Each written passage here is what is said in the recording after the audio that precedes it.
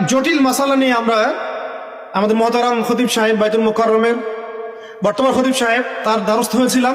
একটা মুশকিলা দেখা দিয়েছে। একটা দোয়া শিখিয়ে দেন যে দোয়া আমল করলে ইনশাল্লাহ এটা চলে যাবে। তা আমাকে তিনি পার্সোনালি বলেছিলেন যে এই দোয়াটা যেটা আমি এখন শিখিয়ে দিচ্ছি আপনাকে, এই দোয়াটা জিবরাইল আলাইহিস সালাম রাসূলুল্লাহ সাল্লাল্লাহু আলাইহি ওয়াসাল্লামকে শিখিয়ে দিয়েছিলেন এবং রাসূলুল্লাহ সাল্লাল্লাহু আলাইহি ওয়াসাল্লাম এই দোয়াটা খালিদ বিন ওয়ালিদ রাদিয়াল্লাহু আনহুকে শিখিয়ে দিয়েছিলেন। তো শোনার এবং শেখার খুব আগ্রহ ছিল। তা আমি লিখে নিচ্ছিলাম এবং নোট করছিলাম। এই দোয়াটা যদি আপনারা পড়তে পারেন, ভবিষ্যতের যে কোনো শঙ্কা, আশঙ্কা, বিপদ আপদ, বালা মুসিবত, এই বিষয়গুলোর ব্যাপারে আল্লাহর পক্ষ থেকে একটা সাকিনা এবং সুকুন হৃদয় নাজিল হবে। যা একটু বড়, যেহেতু এখানে তালেব ইলমগণ অনেক, তারা তো শুনলেই মুখস্থ করতে পারবেন, তাই আমি নোট করে আনছি। এবং জ্ঞান তো লুকিয়ে রেখেও লাভ নাই, প্রচার করলেই লাভ। আপনারা আমল করলে আমি নাকি পাবো ইনশাআল্লাহ।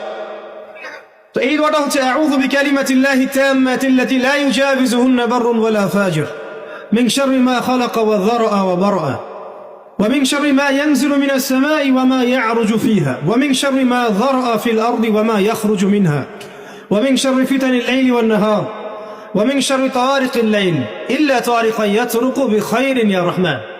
এই দোয়াটার উপর আমল করতে থাকেন, দেখেন ভবিষ্যতের আশঙ্কা দূর হয়ে যাবে।